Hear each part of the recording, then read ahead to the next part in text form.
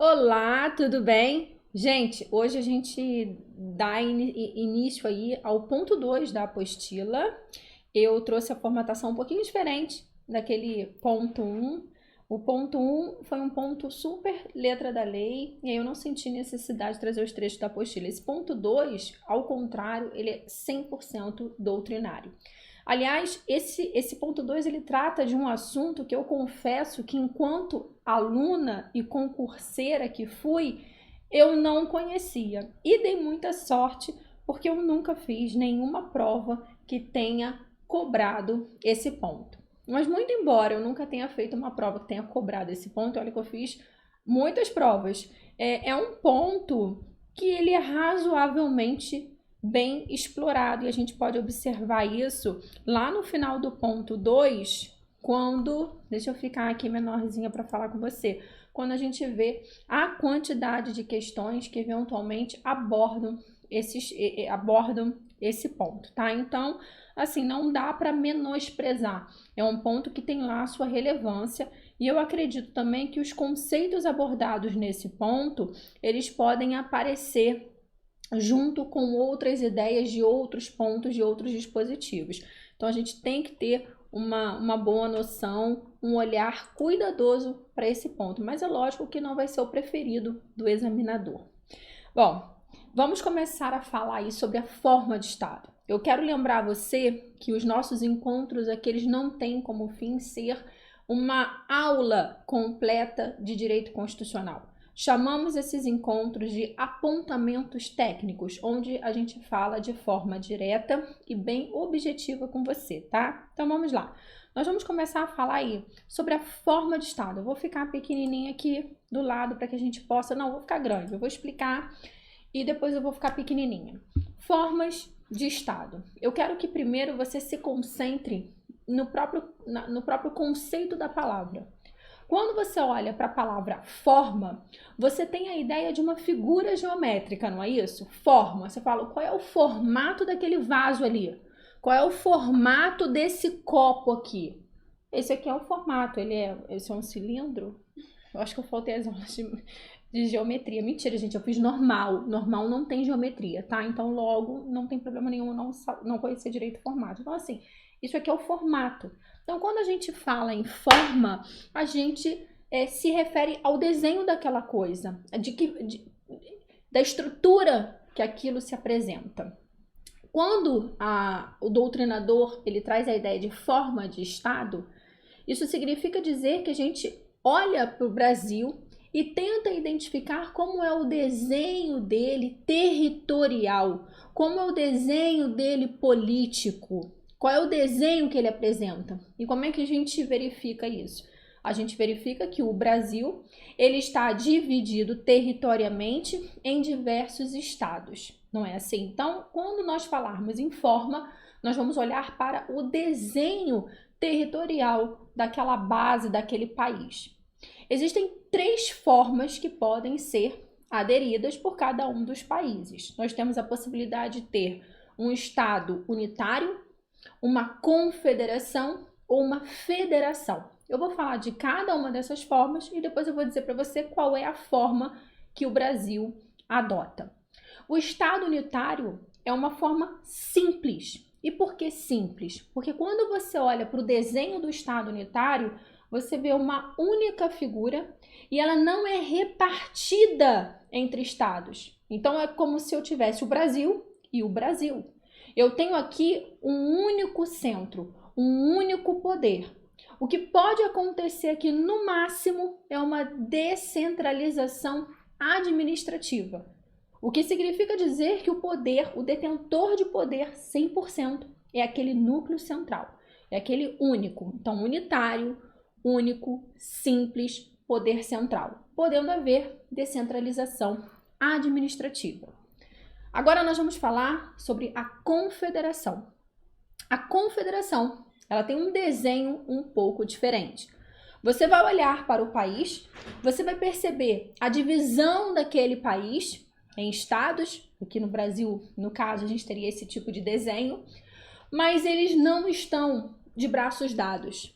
Eles não estão ali unidos. Muito embora eles estejam dentro da figura geométrica, eles são isolados. Eu vou fazer um desenho aqui para que você possa compreender o que eu estou falando. Então, aqui no estado unitário, deixa eu desaparecer um pouco aqui. Daí você checou o áudio do desaparecimento. Gente, isso eu contasse para vocês que eu gravei quatro questões, 4 correções. Eu demorei muito tempo para fazer isso e depois nós descobrimos que quando eu desaparecia da tela não tinha áudio. Vou ter que gravar tudo de novo. No estado unitário, deixa eu pegar aqui uma corzinha. Caneta. No estado unitário, nós temos esse desenho aqui, ó. É isso aqui. O único poder aqui no centro. O que ele faz é uma descentralização administrativa. Na confederação, nós temos exatamente isso aqui. O que eu quero dizer com isso aqui? Esses entes, eles não são 100% unidos. O que significa dizer que cada um deles é detentor de uma coisa chamada soberania. Eles são soberanos. Não existe aqui um poder central. Eles são soberanos entre eles. A gente costuma dizer que há a possibilidade aqui da tal secessão, que é uma separação.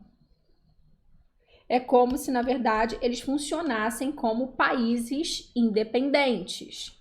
O que vai acontecer... Deixa eu voltar. Ai, meu Deus, espera aí. O que vai acontecer aqui é que eles, através desses entes, essas entidades, na verdade, através de tratados, vão buscar aquilo que corresponde ao bem comum. Então, eles vão realizar vários tratados em prol do bem comum, mas eles são soberanos. Muito bem, esse é o modelo de confederação. Vamos entender agora como funciona o modelo de federação. No modelo de federação, eu tenho um desenho bem parecido com o modelo de confederação. A única diferença é que as repartições internas, elas são unidas, elas são unificadas. É quando eu pego um país, eu divido o país em estados e a tal soberania que eventualmente esses estados detinham, eles entregam a um poder central que a gente chama aqui de união. Então, os estados no modelo de federação, diferente da confederação, eles, muito embora possuam, deixa eu voltar a ficar grande, eles, muito embora eles possuam autonomia, eles não possuem soberania.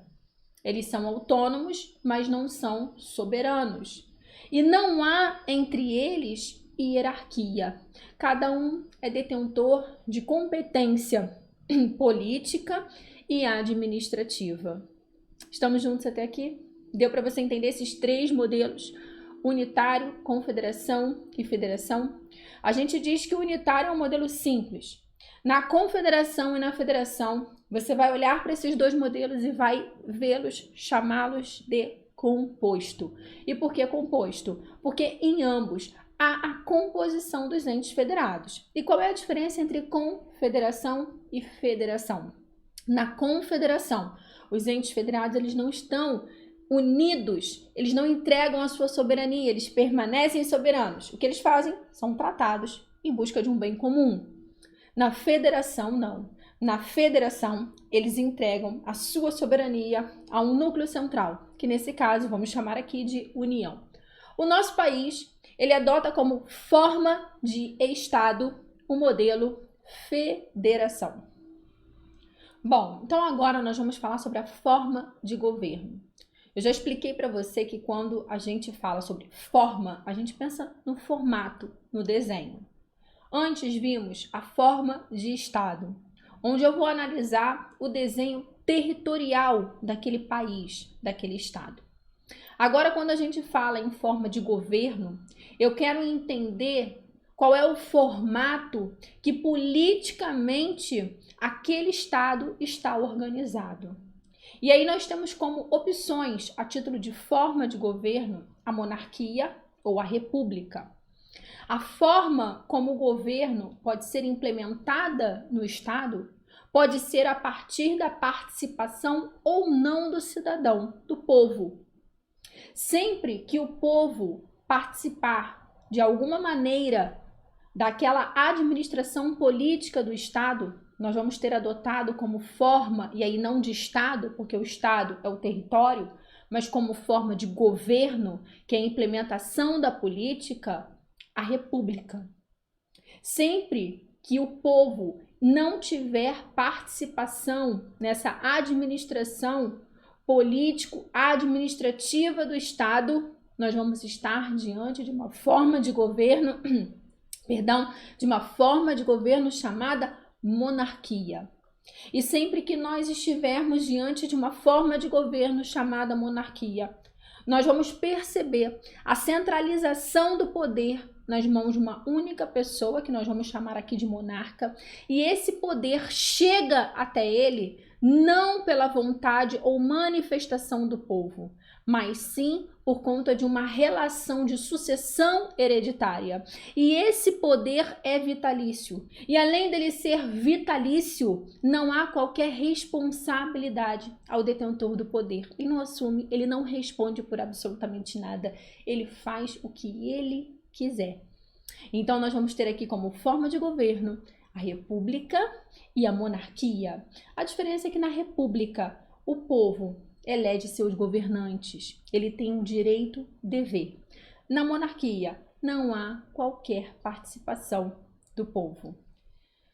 Bom, meu aluno querido, então agora nós vamos falar sobre o sistema de governo. Nós já vimos forma de Estado e de governo, e agora nós vamos falar sobre o sistema de governo. Eu quero que mais uma vez você volte a sua atenção ao conceito inicial da palavra sistema. Assim como nós verificamos que a forma, ela trata do desenho geométrico, de como aquilo ali vai acontecer. O sistema, ele é um pouco diferente. O sistema, a gente pensa como que a implementação de governo, nós estamos falando de sistema de governo, então como que a implementação desse governo vai acontecer? Eu já entendi que o formato de governo ou vai ser a monarquia ou vai ser a república, com a participação do povo ou sem a participação do povo. Esse é o formato que a gente tem. Tudo bem, mas uma vez que você escolha aí a república, qual é o sistema que vai ser adotado? Nós temos no nosso ordenamento jurídico dois tipos de sistema. Nós temos o parlamentarismo e nós temos o presidencialismo. Já já você vai entender a diferença entre esses dois sistemas. Antes, eu quero que você compreenda o seguinte. Você só vai pensar no sistema parlamentar ou no sistema do presidencialismo se eventualmente a forma de governo adotada for a república. Porque tanto no sistema parlamentar quanto no sistema presidencialista, você vai ter a participação do povo. Então, a gente só vai pensar em forma de governo em sistema de governo, se eu estiver diante de uma forma de governo chamada república. Se o meu desenho político for através da participação do povo. Não sendo através da participação do povo, havendo a implementação da monarquia, eu não tenho divisões de sistema de governo, até porque provavelmente eu tenho uma autocracia, eu tenho uma autoridade. O povo não participa mesmo, tá? Então, quando eu penso em sistema de governo, eu vou pensar em parlamentarista ou presidencialista. O que esses dois sistemas, eles têm em comum? Em ambos, nós vamos ter a participação do povo.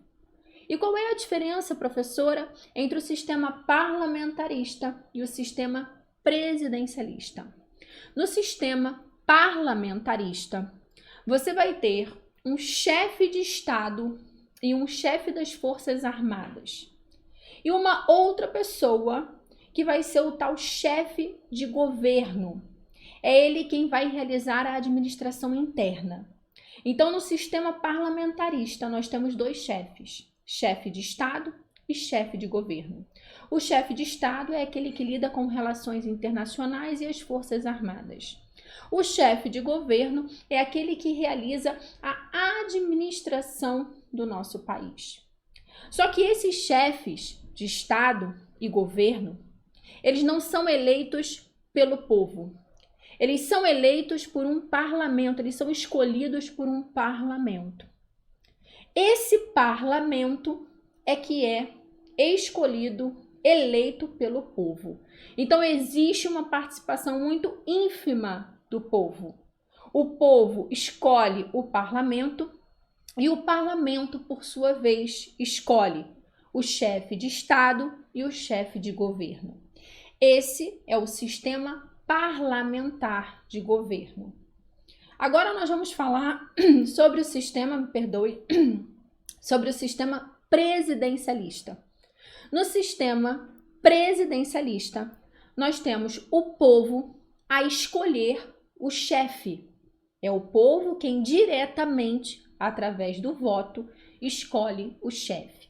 E esse chefe, diferente do sistema parlamentarista, ele vai acumular essas duas funções. Ele vai ser tanto chefe de Estado quanto chefe de governo. Então, o chefe de Estado, a atividade de chefe de Estado e chefe de governo, elas se concentram em uma única pessoa que nós vamos chamar aqui de presidente. Então, o presidente, ele é tanto chefe de Estado quanto chefe de governo.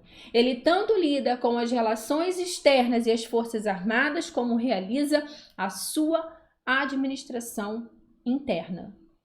Essa é a diferença entre presidencialismo e parlamentarismo.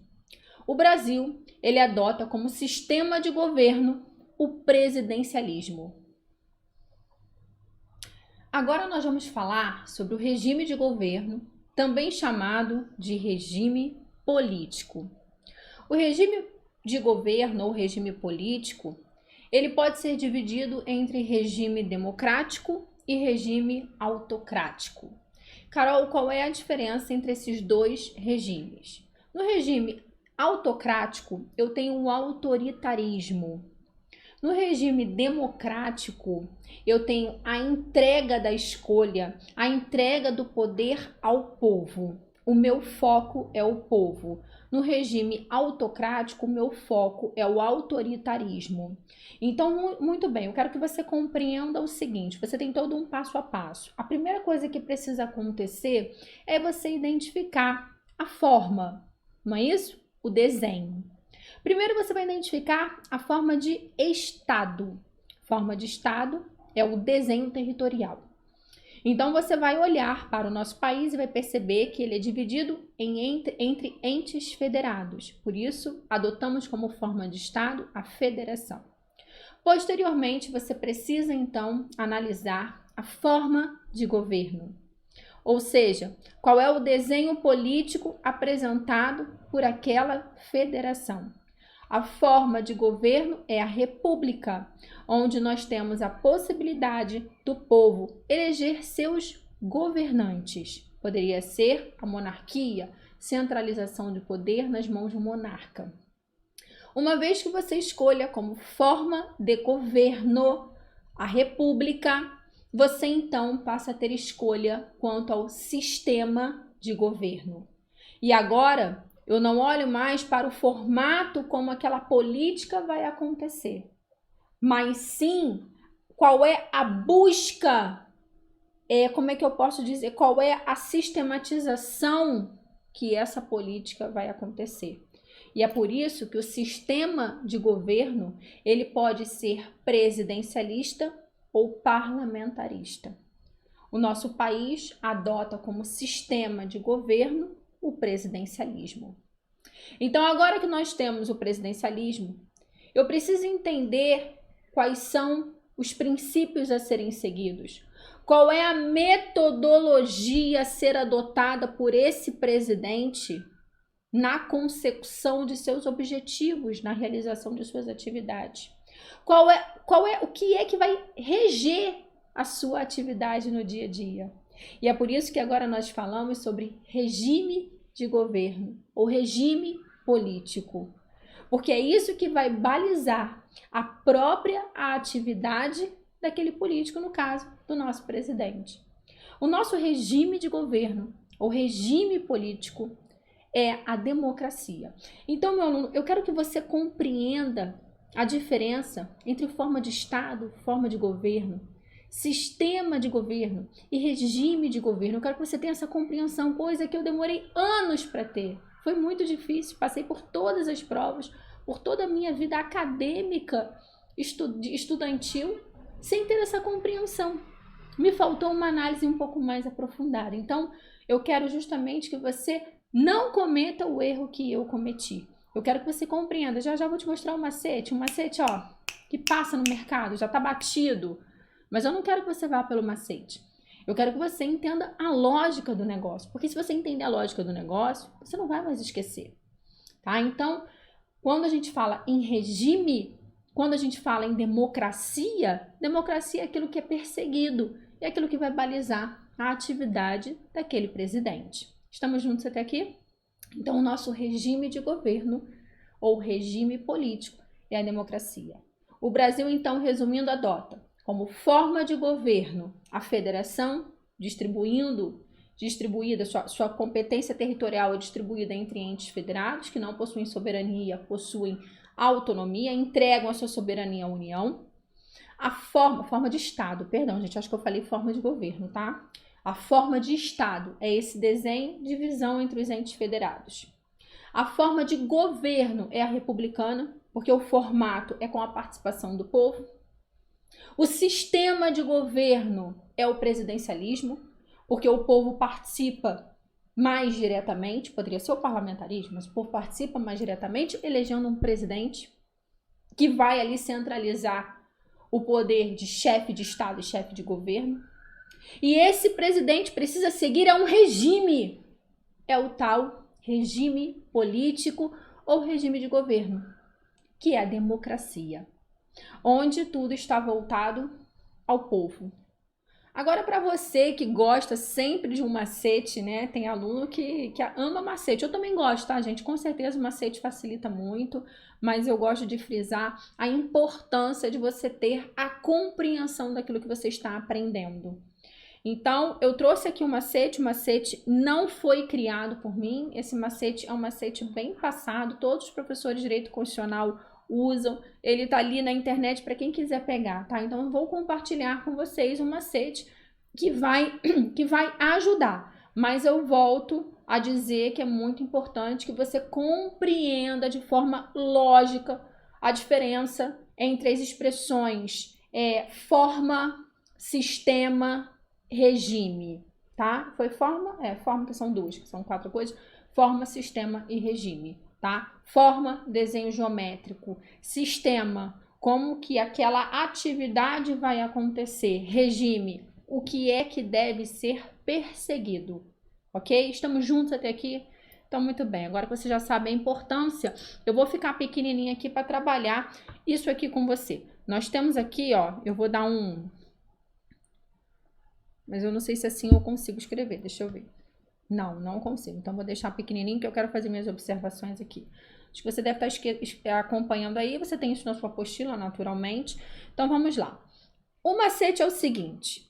Você tem lá a forma de governo. Na verdade, eu vou seguir a minha ordem, tá? Vou colocar isso aqui na ordem para que eu possa fazer a sua construção lógica. A primeira coisa, quando você vai analisar como que a sistemática toda acontece em um país... Você precisa conhecer a forma de Estado, que é aquele desenho geométrico. Então, nós, como número 1, nós vamos analisar aqui a forma de Estado. Lembrando que a palavra forma dá a ideia de desenho. Nós temos aquelas 3 possibilidades: Estado unitário, confederação, federação. A forma de Estado é a federação. E o macete aqui é o seguinte: você vai pegar a forma de Estado, F com E, da F de federação, ok? Uma vez analisada a forma de Estado, desenho da competência territorial, eu quero agora entender o desenho político daquele Estado. Então, eu continuo na forma, porque eu continuo no desenho, no formato.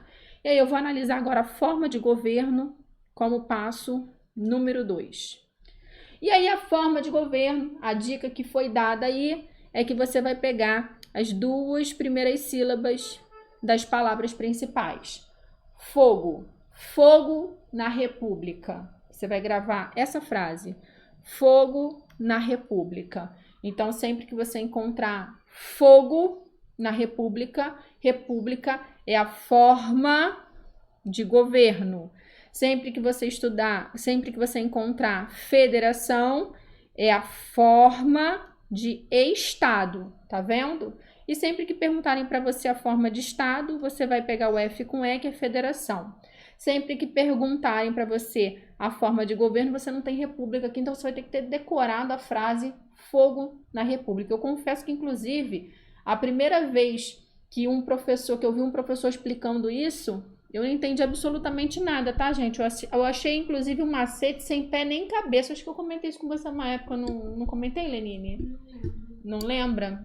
Eu me lembro que eu achei um macete muito sem pé nem cabeça. Eu falei, ou eu sou retardada, ou realmente esse macete, na verdade, não é um macete. Ele te dá um pouco de trabalho. Mas, enfim, eu acho que hoje eu enxergo com outros olhos, por conhecer bem, por entender bem a lógica. Então, como nós já fizemos uma construção lógica dos conceitos, eu acho que o macete vai te ajudar muito, vai ficar fácil. Mas eu não quero que você internalize ele na hora de fazer as questões. Eu prefiro que você internalize aquilo que eu expliquei na hora que você for realizar as questões da apostila, porque é aquilo que vai ficar para o resto da sua vida, tá? Sistema de governo. No sistema de governo, você também não tem a resposta nas palavrinhas. Você vai ter que pegar o sigo e vai gravar essa frase. Tá vendo? Muita frase para gravar. É melhor entender. Sigo o presidente. Sistema de governo é o presidencialismo. E o regime de governo, e aí todo mundo também, você vai ter que gravar a frase também, rego, tá? Pega o re, um go, rego é rego democrático, isso mesmo, tá? Rego democrático. Então, na verdade, para mim, a única que realmente aqui é um macete é a tal da federação, que você olha para a federação, você conseguiria concluir que isso aqui é forma de Estado, e você olha para a forma de Estado e chegaria à conclusão da federação. O resto você tem que decorar. Forma de governo é fogo na República, o sistema de governo é sigo o presidente, presidencialismo, e o regime de governo é o seu rego democrático. Foi? Então, esse é o macete, tá, gente? Não fui eu que inventei. Ele existe aqui. Eu confesso que ajuda. Eu fui confirmar as questões, corrigir as questões, e a minha mente muitas das vezes lembrava do fogo na República, rego democrático, fe de federação e sigo o presidente. Mas eu sempre que a minha mente me trazia essa construção de essa ideia de macete, eu fazia a construção lógica, tá bom? Então, vai vir o macete inicialmente na sua cabeça, isso aqui vai ser mais fácil para você desenvolver, mas eu não quero que você aceite isso. Eu quero que você conheça do macete, mas eu quero que você analise a questão, trabalhando dentro da questão a sistemática lógica. Nas correções que eu fiz para você das questões, eu fui falando sobre isso. Eu mostrava a lógica e depois eu falava sobre o eventual macete, tá? Então, muito bem. Agora nós vamos fazer o seguinte, nós vamos esmiuçar, isso está na sua apostila, nós vamos esmiuçar aí o artigo 1º da Constituição Federal. O artigo 1º, ele começa assim, ó. A República Federativa do Brasil. Vamos primeiro falar sobre a República, que é o quê? Uma forma de governo. A República, quais são as características que ela nos apresenta? As características da República é que na República, no modelo República, nessa forma de governo República, nós vamos ter a participação do povo. O povo vai escolher quem são seus representantes. Essa representação, ela vai ser alternada e ela vai ser temporária. Esses governantes, eles também vão ter obrigações de prestar contas. E eles vão responder pelos seus atos, politicamente, civilmente, criminalmente. E administrativamente também. Muito embora a gente perceba que a república, né, o modelo república, ou seja, o modelo de funcionamento político com a participação do povo, seja uma diretriz no nosso ordenamento jurídico, ela não é considerada cláusula pétrea. E aí, quando a gente tem uma norma que não é considerada cláusula pétrea, isso significa dizer que seria eventualmente possível uma emenda constitucional trazendo a sua modificação. Agora nós vamos falar sobre a forma de governo republicana, essa participação do povo. Ela pode ser direta ou indireta. Então, o cidadão ele pode atuar mais ou menos quando a forma de governo adotada é a republicana. Nós vimos que uma vez que você adote a forma republicana, você passa a ter que entender, adotar um sistema de governo. E esse sistema de governo, ele pode ser presidencialista ou ele pode ser parlamentarista. No sistema parlamentarista, muito embora eu tenha a participação do cidadão, essa participação é mais indireta, porque o cidadão elege um parlamento para que o parlamento escolha o chefe de Estado e o chefe de governo. Já no sistema presidencialista, me parece aqui que a participação do cidadão é uma participação direta, onde o cidadão escolhe o seu chefe de Estado e governo concentrado numa só pessoa, que é o presidente. Estamos juntos até aqui? Então vamos avançar. Agora nós vamos falar da federação.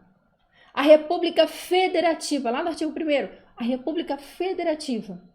Vamos falar com essa ideia de federação. Você já sabe que quando eu trago a palavra federação, eu penso no desenho geométrico, na forma de Estado. Como que esse Estado está desenhado. O Estado está desenhado em divisões de entes federados que, muito embora possuam autonomia, não possuem soberania, porque eu tenho um poder central que concentra a soberania desses estados. Os estados nascem com essa soberania, mas a entregam nas mãos dessa entidade central, que é a União. Deixa eu beber só uma aguinha aqui.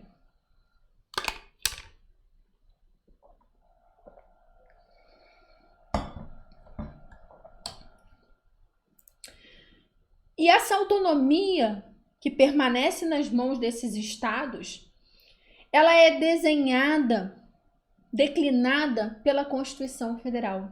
Então, as suas competências, elas são partilhadas pela própria Constituição Federal. Vamos agora olhar essa observação. Aí eu vou ficar aqui pequenininha, porque eu vou dar uma lida com vocês e vou fazer um pequeno comentário, mas também explicadinho aqui. Deixa eu dizer aqui ainda. OBS, o federalismo... Peraí, vou aumentar. Não consegui aumentar. O federalismo de equilíbrio busca estabelecer mecanismos que mantenham equilibrados os entes federados por meio de políticas de incentivos fiscais e redistribuição de rendas. Deixa eu voltar e conversar com você sobre isso. A nossa Constituição Federal, ela trata da impossibilidade de hierarquia entre os entes federados. Então, não há entre os entes federados hierarquia.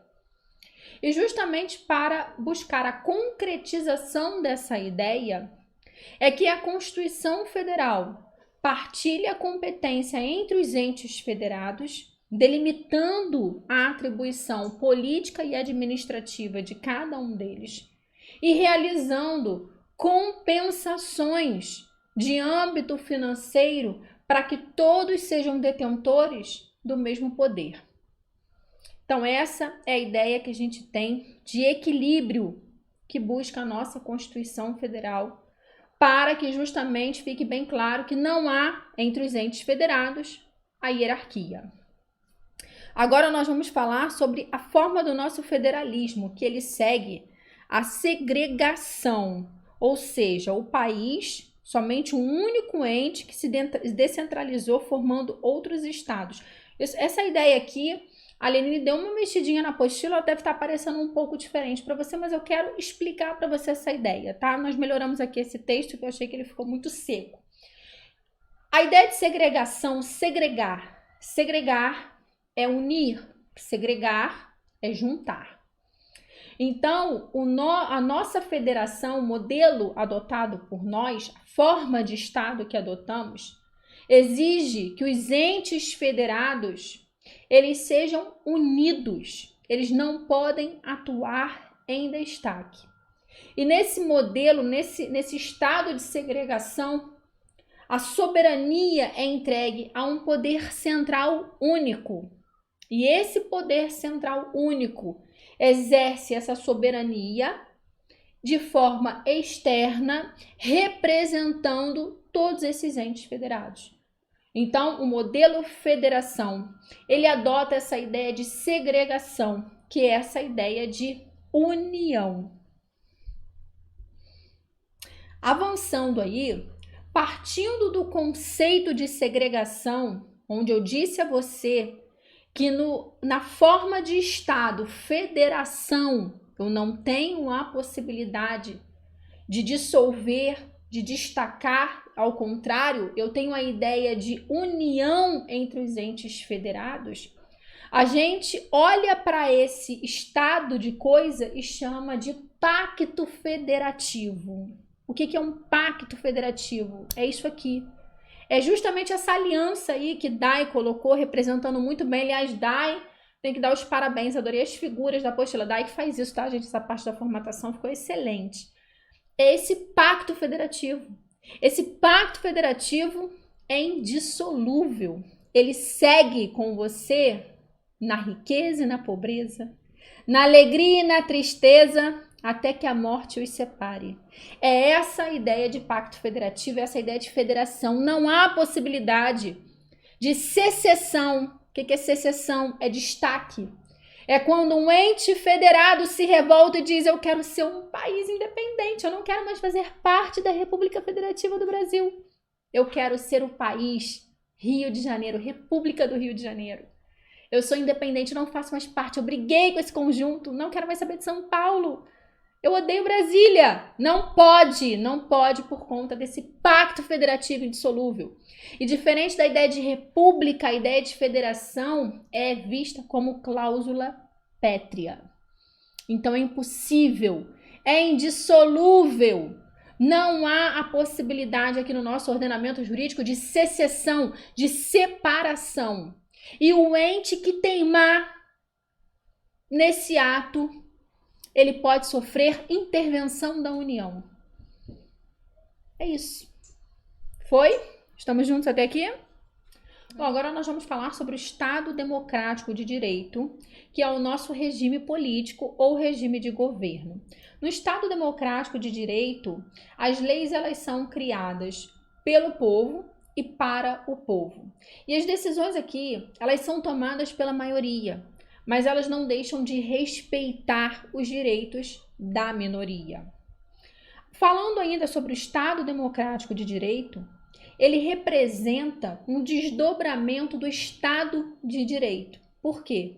Porque no Estado Democrático de Direito, nós devemos respeitar, nos submeter a uma Constituição e seus valores. Nós vamos também observar que o Estado Democrático de Direito, ele tem como objetivo principal proteger a liberdade. Deixa eu ficar pequenininha aí para que eu possa apresentar, mostrar aqui para você onde fica. Ele tem como objetivo principal proteger a liberdade, a igualdade e a justiça. O Estado Democrático de Direito também, ele é um princípio nuclear e ele tem o seu assentamento no pluralismo político, na separação de poderes e na legalidade. É através desses três primados, pluralismo político, separação de poderes e legalidade, que o Estado Democrático de Direito vai conseguir atingir o seu fim, que está na tradução da liberdade, igualdade e justiça. Voltando aqui, nós colocamos aí uma última observação a você, que é dizendo que a cidadania, ela decorre do princípio do Estado Democrático de Direito. Nós já aprendemos que no regime democracia, nós vamos ter a participação do povo, né? Tudo em prol do povo. E de que forma que o povo realiza essa participação? Através do exercício da sua cidadania. Então, o indivíduo, ele participa de forma ativa quando adotamos aí o regime político, deixa eu voltar a ficar grande, o regime político ou regime de governo, democracia. Gente, isso aqui é o ponto 2 da apostila, a gente termina por aí. Agora a gente tem a indicação dos exercícios, lembrando, os exercícios que aparecem na primeira caixinha são os exercícios de cargo de nível médio, superior também, e o exercício que aparece como avançadas, nós não separamos em relação a grau de complexidade.